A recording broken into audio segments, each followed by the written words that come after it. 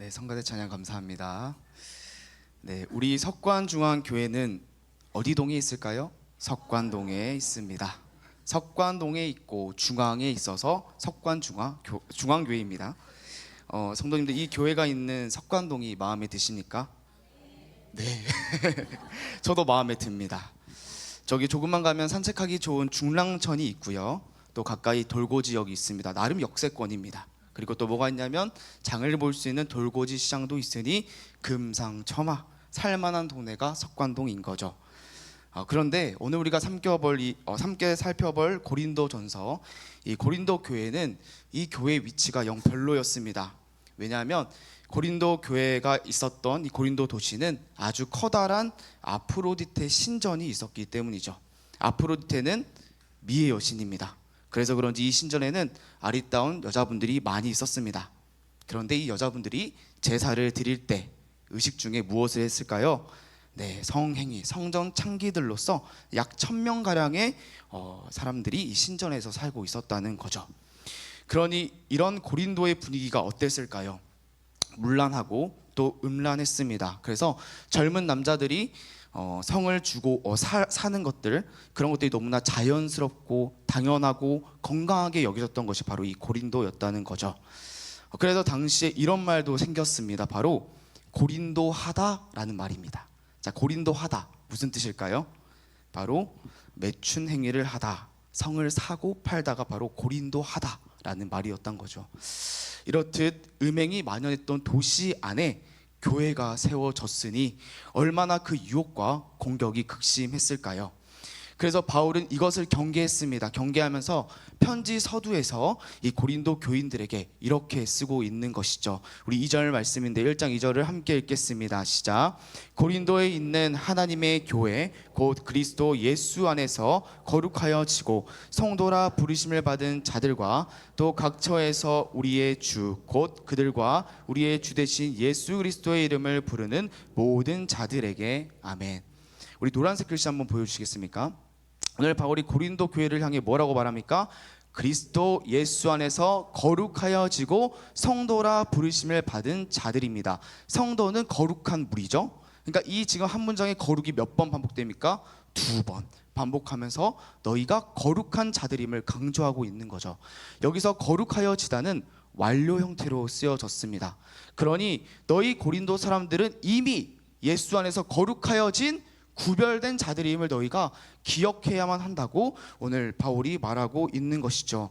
고린도의 죄가 얼마나 만연했던지 간에 상관없이 고린도 교인들은 구별된 자들로서 그 안에서 교회로서 성도로서 살아가야 했습니다. 성도님들, 우리들은 성도입니다. 믿으십니까? 네, 세상으로부터 구별된 자들임을 기억하시기 바랍니다. 저는 모태신앙이고 심지어 아버지께서는 목사님이십니다. 고등학교는 기독교 미션 스쿨을 나왔고 대학교는 신학교, 대학원도 신학과를 나왔습니다. 그러니 어쩌면 제 평생은 어디에서만 살았습니까? 교회 안에서만, 이 안전한 울타리 속에서만 제가 살았습니다. 그런데 딱 한 달 동안 저는 교회 밖으로 세상을 체험할 기회가 생겼습니다. 바로 군대 훈련소였습니다. 일단은 훈련소로 가니까 교회에 다니는 사람들이 거의 없습니다. 거의 없으니까 대화 주제가 무엇일까요? 하나님은 일단 아니고 대부분 90% 이상이 이제 이성에 대한 이야기입니다. 그런데 뭐 연애 이야기, 자기 여자친구 자랑이면 귀여운 거고요. 그러지 않고요. 내가 여자친구를 만나면서 다른 몇 명의 여자들을 만났는지 그 이유는 생략하겠습니다. 한마디로 제가 들었던 이야기들은 다 고린도에 대한 이야기였습니다. 한 달 동안 그런 이야기를 들으니까요, 얼마나 머리가 아팠는지 모르겠습니다. 그런데 그 안에서 저는 신학생이었고 엎친 데 덮친 격으로 제 옆에 있었던 친구는 천주교 신학생이었습니다. 그래서 한 달간 토론이 벌어졌습니다. 어떤 토론이냐면 술, 담배 못하는 목사가 불쌍한지 결혼 못하는 신부가 불쌍한지 이 친구들이 저희 둘을 이렇게 두고 누가 더 불쌍한지를 두고 토론하기 시작하죠. 술, 담배 못하는 양년이 더 불쌍하다. 아니다. 결혼 못하는 저 신부가 더 불쌍하다 하면서 불쌍한 취급을 받으면서 한 달 이상한 취급을 받으면서 살았습니다. 맞습니다. 세상에서는 우리가 교회 다니는 성도들이 소수입니다. 우리들은 그 사람들 입장에서 이상한 사람들입니다. 이렇듯 우리가 사는 세상은 거룩한 세상이 아니라요, 죄악이 만연한 세상 속에서 우리는 살아가고 있습니다. 아마 저의 이 훈련소 이야기는요, 저만의 이야기는 아닐 겁니다. 상황과 환경만 다르지 성도님들이 다니시는 직장, 이웃과의 만남, 또 우리 자녀들이 우리가 다니고 있는 대학교와 학교들 안에서 우리들은 이것들을 경험하게 됩니다. 거룩함을 포기해라. 구별됨을 내려놓아라. 세상의 가치관을 인정하고 자연스러운 것이라고 말하라고, 세상에 벗이 되라고 우리는 수없는 요구를 받는다는 겁니다. 우리는 그럴 때 어떻게 해야 합니까? 우리가 성도임을 기억해야 되는 거죠. 구별된 자들임을 오늘 말씀처럼 생각해야 되는 겁니다. 죄는 죄로 드러내고 하나님의 거룩함을 말해야 할 책임이 우리들에게 있다는 겁니다. 그렇게 사시는 성도님들 되시기를 소망합니다. 고린도 교회도 동일했습니다. 얼마나 그 고린도가 음행이 만연했는지와 상관없이 그들은 그곳 안에서 성도로서 구별되게 살아야만 했습니다. 하지만 안타깝게도 이 고린도 교회가 이에 실패했습니다. 이 교회에 심각한 죄가 나타났기 때문이죠. 교회에 죄가 나타날 때 교회는 어떻게 반응해야만 할까요? 오늘 이 고린도전서 5장 말씀을 통해 우리 이 교회는 죄에 대해서 어떻게 반응하고 또 대응해야 되는지 함께 발견하고, 또 우리 교회 공동체 가운데에 우리가 적용하는 은혜 있길 소망합니다. 고린도 교회에 나타났던 죄는 꽤 심각했습니다. 자, 1절에서 이렇게 말하고 있는데요, 제가 읽겠습니다. 너희 중에 심지어 음행이 있다 함을 들으니 그런 음행은 이방인 중에서 없는 것이라 누가 그의 아버지의 아내를 취하였다 하는도다. 어떤 교인 중 한 명이 어떤 행동을 했습니까? 아버지의 아내를 취했습니다. 여기서 그 사람의 어머니라고 하지 않기 때문에 친모는 아니었던 것 같습니다. 아버지의 아내였던 계모를 취해서 잠자리를 가졌다는 거죠. 그런데 이 취했다는 동사가 현재 분사로 되어 있습니다. 무슨 의미냐면요, 그 행동이 지금까지 계속 반복되고 있다는 겁니다. 아무리 계모라 할지라도 아버지와 한 여자를 함께 취한다는 것은 끔찍한 음란함입니다. 그래서 바울은 1절에서 이렇게 말합니다. 이방인도, 너희가 사는 고린도 사람들도 이런 행동은 안 한다. 얼마나 심각한 죄인지 너희가 알지 못한다고 집어주고 있는 것이죠. 심각한 죄였습니다. 그렇다면 이런 죄에 대해서 고린도 교회는 어떻게 반응을 했을까요? 2절에서 이렇게 반응했다고 합니다. 우리 함께 읽겠습니다. 그리하고도 너희가 오히려 교만하여져서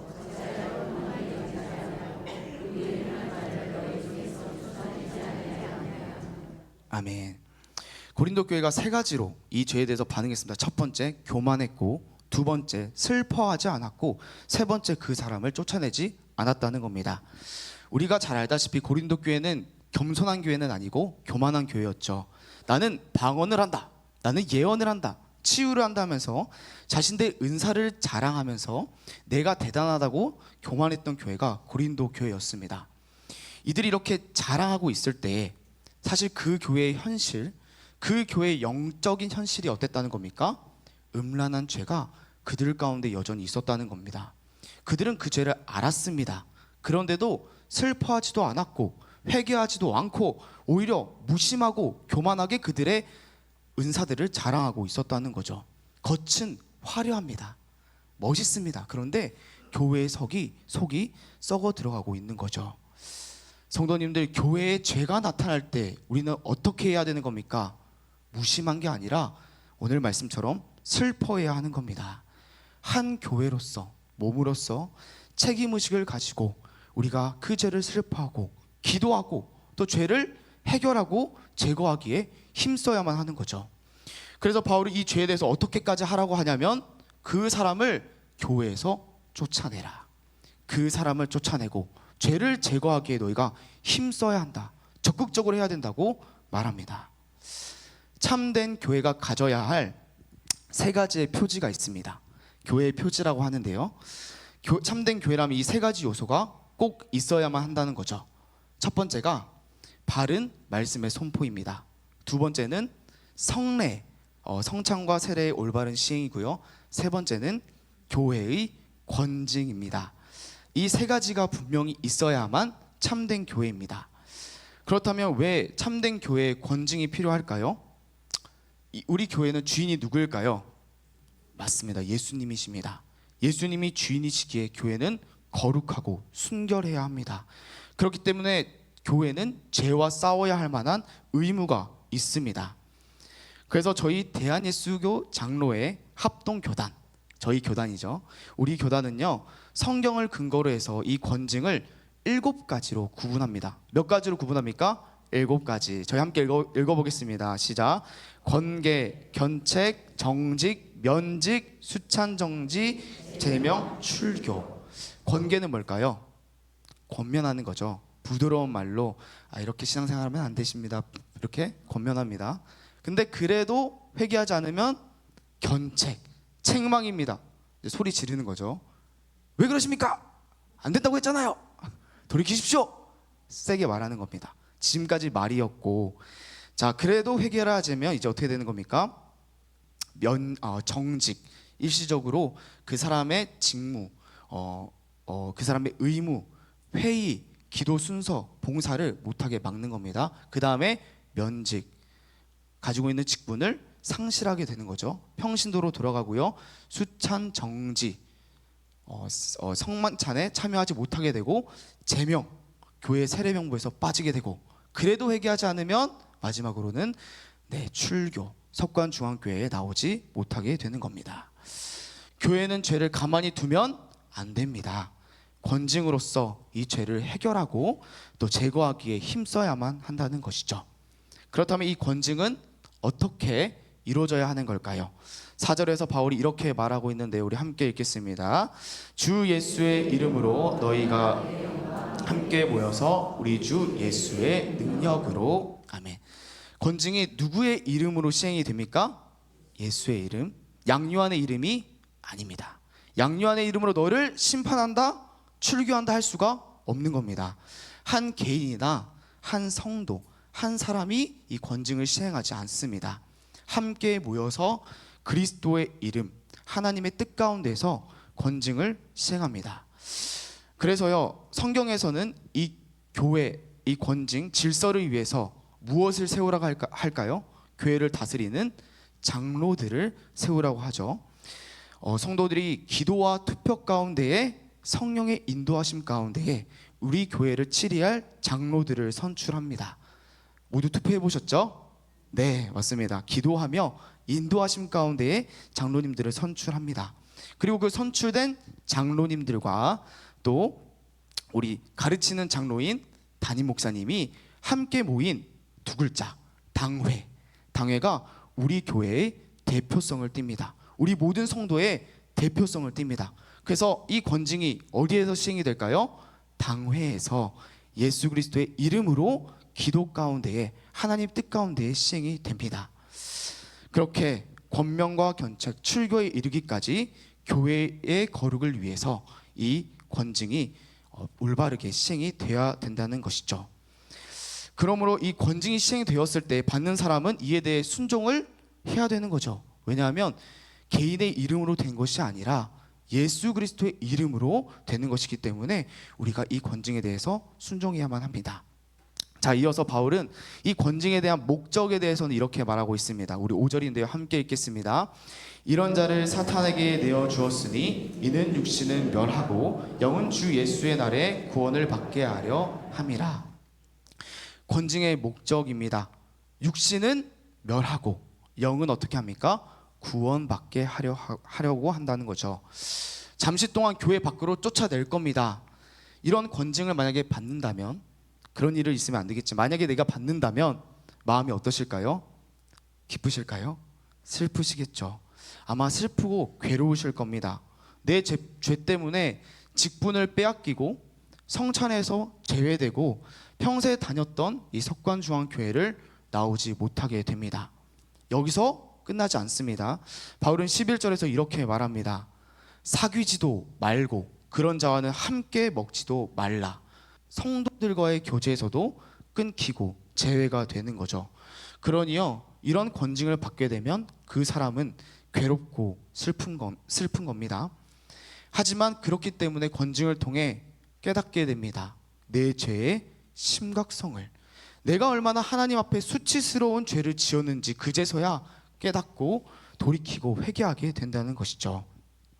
그래서 바울이 말하는 거죠. 권징을 시행하라, 쫓아내라. 그 사람을 미워해서가 아니라 그 영혼을 구원하기 위해, 그 사람을 회복시키기 위해서 이 권징이 꼭 필요하다고 말하고 있는 거죠. 성도님들, 어렸을 때 회초리 맞아 보셨을까요? 저는 착하게 살았는데 회초리를 꽤 많이 맞았습니다. 거짓말하면 맞고, 또 저 여동생이 있는데 여동생이랑 싸우면 또 맞고, 그리고 매를 맞고 끝나는 게 아니라 그렇게 맞고 나서 항상 30분 동안, 1시간 동안 두 손 들고 서 있었습니다. 제가 손 들고 서 있었을 때 무슨 생각을 했을까요? 다음에는 안 들키고 거짓말 하겠다 라고 하면요, 덜 맞은 거죠. 네, 저는 많이 맞아서 그런 생각도 안 들었습니다. 손 들고 있을 때 생각은 딱 두 개만 드는 겁니다. 매가 진짜 아프다, 손이든 팔이 너무 아프다, 절대 다음에 거짓말하면 안 되겠다, 후회하는 거죠. 매가 약입니다. 권징은 약입니다. 죄의 심각성, 수치스러움을 깨닫게 하는 거죠. 그리고 그 개인이 돌이켜서 회개하고 하나님께로 가게 하는 것이 바로 이 권징의 좋은 역할이라는 겁니다. 반대로 매를 때리는 이 부모의 입장에서 한번 생각해 보시죠. 부모님이 자식의 매를 때릴 때 어떤 마음일까요? 물론 화가 많이 나시겠죠. 그러나 때릴 때 어떻습니까? 마음이 아프고 슬프고 짠합니다. 그래도 매를 드는 거죠. 왜일까요? 내 자식이 그 죄에서 떠나야 되니까요. 내 자식이 그 죄에서 살면 안 되니까요. 사랑하기 때문에 매를 드는 겁니다. 그래서 이 권징은 사랑입니다. 그 성도를 사랑하기 때문에 회복함을 기대하며 권징을 시행하는 거고요. 권징을 받는 자도 하나님이 나를 사랑하시기 때문에 권징이 있음을 기억해야만 하는 거죠. 우리 함께 히브리서 12장 7절에서 8절 말씀을 노란색 글씨부터 함께 읽겠습니다. 시작.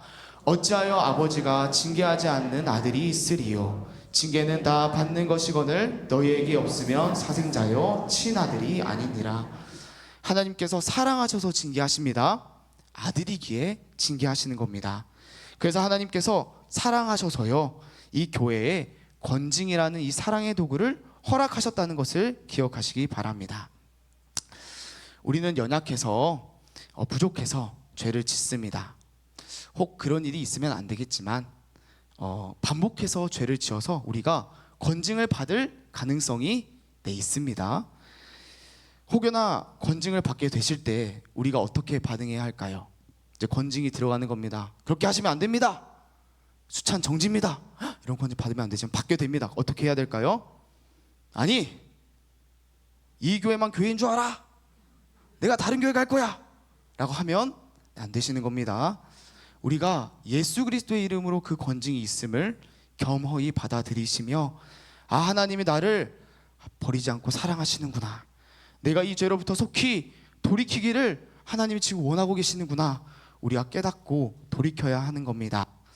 혹여나 받으신다면 이 사랑 빨리 깨닫고 돌이키시는 은혜의 길을 소망합니다. 그래서 우리 석관중앙교회가요, 사랑의 도구로서 이 권징이 바르게 시행이 되고, 또 우리도 그 권징을 바르게 받음으로써 이 교회를 더욱 거룩하고 든든하게 세워가는 우리 모든 석관중앙교회 성도님들 되시기를 소망합니다. 이렇게 먼저 바울은 우리 교회 가운데 죄를 끊어내야 되는 개인을 위한 유익에 대해서 설명했습니다. 그 사람을 돌이킬 수 있는 기회가 된다는 거죠. 이어서 죄를 끊어내야 되는 그 두 번째 이유인 이 공동체를 위한 이유를 말해줍니다. 우리 6절인데요. 우리 6절 말씀을 함께 읽겠습니다. 너희가 자랑하는 것이 옳지 아니한도다. 아멘. 성도님들 누룩 아십니까? 네, 빵이나 반죽을 발효할 때 사용되는 것이 바로 이 누룩입니다. 제가 이 누룩에 대한 영상을 하나 가지고 왔는데요. 우리 함께 영상을 틀어주면 감사하겠습니다. 자, 여기 앞에 있는 게 누룩 반죽입니다. 네. 좀 어떠실까요? 막 부글부글 끓어오르죠. 누룩은요, 밀가루에 누룩 반죽을 넣으면요, 그냥 가만히 있는 게 아니라 반죽이 막 불글불글 꿈틀꿈틀 살아있는 것처럼 움직입니다. 신기한 게 커다란 밀가루 반죽에다가 요만한 누룩을 넣고 몇 시간을 기다리며 금세 온 밀가루 반죽이 이렇게 발효가 된다는 거죠. 좋게 말해서 발효고요. 나쁘게 말하면 뭘까요? 부패고 썩는 겁니다. 이 작은 누룩이 온 반죽을 부패시킨다는 겁니다. 그래서 6절에서 바울이 이렇게 말하는 겁니다. 적은 누룩이 온 덩어리를 퍼지게 하고 부패시키는 것을 너희가 알지 못하냐고 지적하고 있는 거죠. 너무 사소해 보이는 작아 보이는 그 죄가 얼마나 전염성이 강하고 위험한지 너희가 그것을 기억해야 한다고 말하고 있습니다. 우리는 성경을 통해서 이 죄의 전염성이 얼마나 심각한지를 많이 볼 수 있습니다. 민수기에 12정탐꾼이 가나안을 점탐하고 돌아옵니다. 그 중에 10명이 악평을 하기 시작하죠. 저 가나안 땅을 차지할 수 없고 또 우리가 죽게 될 거라 이렇게 말합니다. 자, 그러자 이 말을 들은 온 이스라엘이 어떻게 됩니까? 그들이 통곡하기 시작하는데요. 민수기 14장 1절에서 이렇게 말합니다. 온 회중이 소리 높여 부르짖어 밤새도록 백성이 곡하였더라. 성도님들, 이스라엘 백성들 숫자가 몇 명인 줄 아십니까? 전쟁에 나가는 남자들만 60만 명이고 어린아이와 그리고 노인들을 다 합하면 약 200만 명입니다. 2025년을 기준으로 해서요, 제가 좀 찾아봤는데 강원도 전체 인구수가 150만 명이라고 합니다. 그러니까 이스라엘 백성들이 강원도 인구수보다 훨씬 많은 거죠. 그 많은 사람들이요, 겨우 몇 명의 불평으로 전염이 됩니까? 단 10명. 단 10명의 불평이 200만 명의 이스라엘 백성들을 전염시키는 겁니다. 결국 그 10명의 원망으로 온 이스라엘이 집어삼켜졌고 광야 40년을 돌다가 모두 죽게 되는 결과에 이르게 되는 거죠. 작은 죄, 사소해 보이는 그 원망이 위험합니까? 위험하지 않습니까? 위험한 겁니다. 공동체를 삼킬 만한 전염성, 위험성이 있다는 거죠. 우리에게도 여전히 죄성이 있고 죄를 짓기도 합니다. 때로 우리들은 이런 생각도 합니다. 이 정도 죄는 괜찮을 거야. 이 정도는 인간미가 있는 거고, 귀여운 정도지 하면서 우리의 습관적인 그 죄를 용납하며 살아가기도 합니다. 그러나 오늘 성경은 분명히 말하고 있는 거죠. 사소해 보이는 그 죄, 내가 용납하고 있는 그 작은 죄가 우리의 공동체를 무너뜨릴 만한 전염성이 있음을 지적하고 있는 거죠. 그러므로 우리가 어떻게 해야 됩니까? 그 죄를 경계하고 주의하고 끊어내기를 힘써야만 하는 겁니다. 그냥 두면 온 공동체로 퍼지기 때문이죠. 죄는 누룩 같습니다. 마치 저 모서리에 있는 곰팡이 같습니다. 저 모서리에 있는 작은 곰팡이가요, 한두 달 지나면 어떻게 됩니까? 한 벽을 다 덮어버립니다. 퍼져 나가는 겁니다. 성도님들, 이 죄의 전염성을, 위험성을 기억하시기 바랍니다. 그래서 이 힘써서 나의 이 사소한 죄를 끊어내셔서 내 삶뿐만이 아니라 우리 이 교회 공동체를 지켜내시는 우리 석관중앙교회 성도님들 되시기를 소망합니다. 마지막으로 바울이 이 공동체를 위해서 죄를 제거해야 되는 이유를 마지막으로 이렇게 말하고 있는데요.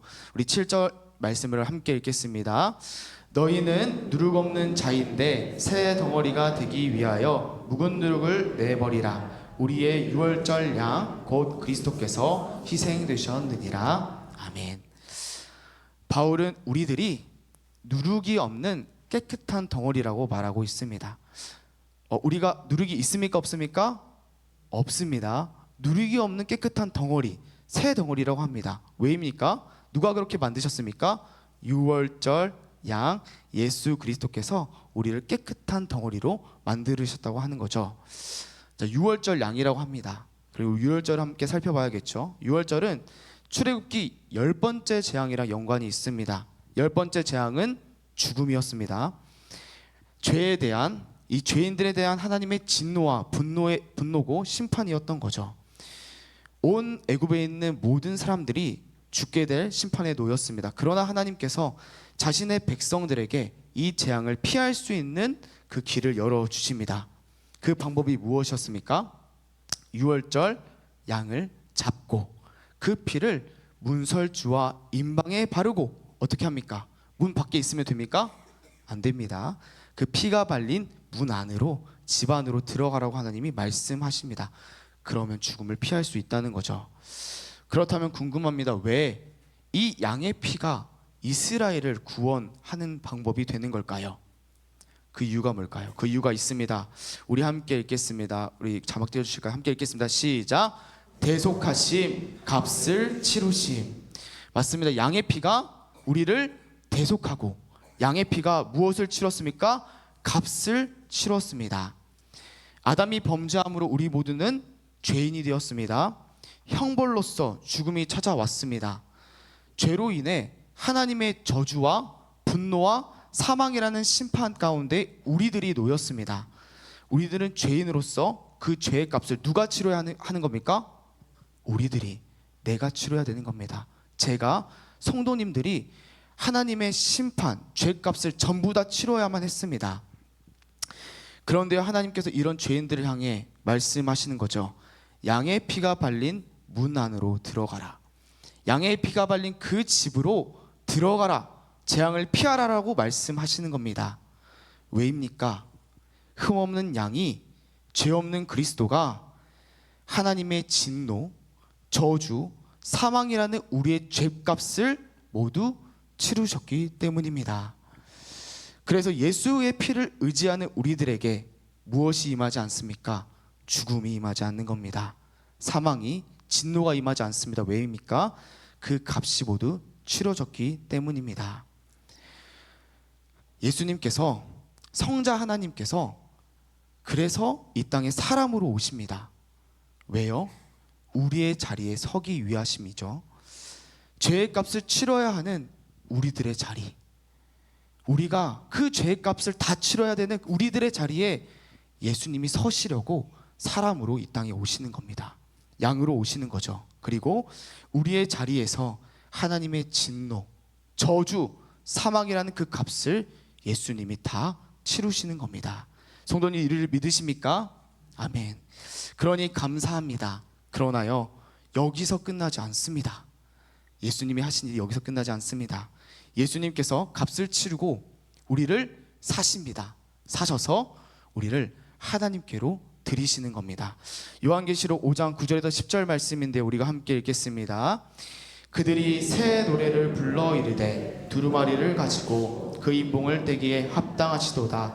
일찍이 죽임을 당하사 각 족속과 방언과 백성과 나라 가운데서 사람들을 피로 사서 하나님께 드리시고 그들로 우리 하나님 앞에서 나라와 제사장들을 삼으셨으니 그들이 땅에서 왕노릇 하리로다 하더라. 아멘.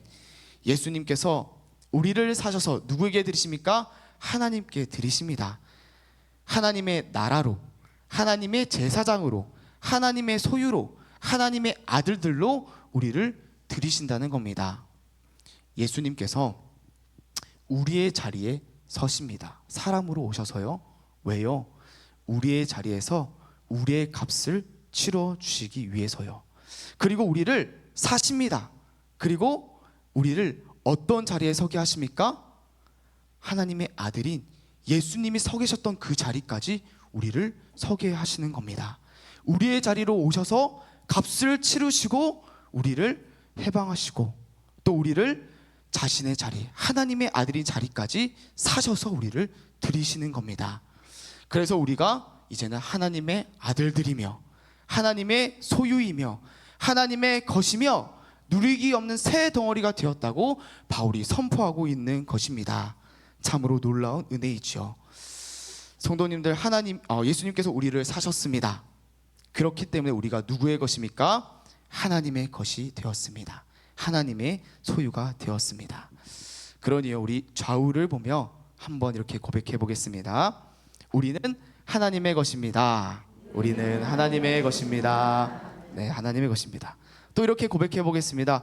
우리는 우리의 것이 아닙니다. 우리는 우리의 것이 아닙니다. 네, 조금 더 커져서 다행입니다. 맞습니다. 우리는 예수님을 믿는다는 것은 이것을 기억해야 되는 겁니다.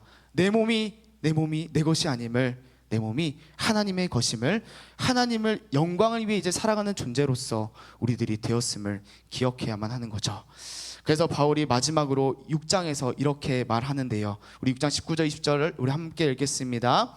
너희 몸은 너희가 하나님께로부터 받은 너희 가운데 계신 성령의 전인 줄을 알지 못하느냐. 너희는 너희 자신의 것이 아니라 값으로 산 것이 되었으니 그런즉 너의 몸으로 하나님께 영광을 돌리라. 아멘. 예수님께서 값으로 산 것이 되었으니 너희 것이 아니라 하나님의 것이며 하나님께 영광 돌리라고 말하고 있는 겁니다.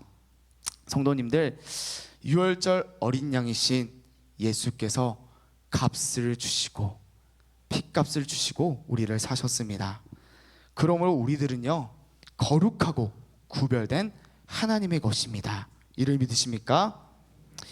그러기에 오늘 이 말씀 기억하시면서 거룩한 자들로, 그리스도의 신부로, 몸으로서 사랑의 권징으로 이 하나님의 교회를 거룩하게 세워가시고 작은 죄에 대해서 타협하지 않으시며 내 몸이 하나님의 것임을 기억하며 하나님께 영광 돌리시는 우리 모든 석관중앙교회 성도님 되시기를 소망합니다. 우리 교회는 하나님의 것입니다. 우리 함께 찬양하며 기도하겠습니다.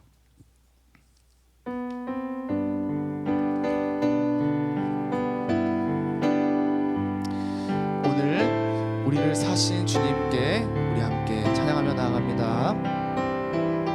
우리 보좌 앞에 우리 보좌 앞에 모였네. 함께 주를 찬양하며 하나님의 사랑 그 아들 주셨네. 그의 피로 우리 구원받았네. 십자가에서 쏟으신 그 사랑 강같이 온 땅에 흘러 각 나라와 족속 백성 방언에서 구원받고 주 경배드리네. 구원하심이 보좌에 앉으신 우리 하나님과 어린 양께 있도다. 구원하심이 보좌에 앉으신 우리 하나님과 어린 양께 있도다. 우리 처음부터 함께 고백하며 나갑니다. 우리 보좌 앞에 우리 보좌 앞에 모였네. 아멘. 함께 주를 찬양하며 하나님의 사랑 그 아들 주셨네. 그의 피로 우리 구원받았네. 십자가에서 쏟으신 그 사랑 강같이 온 땅에 흘러 각 나라와 족속 백성 방언에서 구원받고 주 경배드리네. 구원하심이 보좌에 앉으신 우리 하나님과 어린 양께 있도다. 구원하심이 보좌에 앉으신 우리 하나님과 어린 양께 있도. 우리 마지막 한 번 더 같이 고백하겠습니다. 구원하심이 보좌에 앉으신 우리 하나님과 어린 양께 있도다. 구원하심이 보좌에 주신 우리 하나님과 어린 양께 있도다. 우리 함께 오늘 기도하실 때에 성도님들, 우리는 예수 그리스도의 핏값으로 사신받은 성도들임을 기억하시기 바랍니다. 하나님, 우리가 나의 몸을 내 것이라 주장하였습니다. 심지어 이 교회도 내 것이라고 주장할 때가 참으로 많았음을 고백합니다. 우리의 것이 아님을 고백합니다. 주님이 피로 사신 것이며 하나님의 것임을 고백하며 나아갑니다. 그러므로 우리의 인생이 내 뜻대로 사는 것이 아니라 하나님의 거룩하심을 드러내며 영광을 드러드리는 하나님의 것으로서 살아가게 해달라고 우리 함께 기도하며 나아가시겠습니다. 기도하시겠습니다. 하나님 아버지, 우리가 주님의 것임을 고백하며 나아갑니다. 주님이 우리를 핏값으로 사셨고 죄에 대해서 우리를 자유케 하시며 하나님 것을 우리를 드리셨음을 우리가 기억하며 나가길 소망합니다. 그러나 때때로 우리의 삶 가운데에 수많은 시간들 가운데에 나의 것임을 주장하면서 죄를 지으며 나의 원함대로 살았던 우리의 모습들을 주님 회개하며 나아갑니다. 용서하여 주시옵소서. 우리의 것이 아니라 주님의 것으로서 하나님께 영광을 드리며 거룩함으로 나아가는 우리 모든 삶들과 우리 교회 되길 간절히 소망합니다. 그래서 우리 교회 가운데 다른 것이 아니라 하나님의 영광만이, 거룩함만이 드러나는 우리 석관중앙교회 될 수 있도록 하나님 은혜 베풀어 주시옵소서. 하나님, 우리가 고백하며 나아갑니다. 우리가 주님의 것입니다. 하나님만이 통치하시며 하나님이 우리의 왕되심을 고백하며 나아갑니다. 성령 하나님, 그러니 우리를 통치하여 주시옵시고 우리 석관중앙교회 가운데 다른 것이 아니라 온전히 하나님의 거룩하심만이, 하나님의 사랑만이, 하나님의 영광만이 드러나는 우리 교회 될 수 있도록 성령 하나님, 우리 교회 선하게 인도하여 주시옵소서. 예수님 이름으로 기도드렸습니다. 아멘.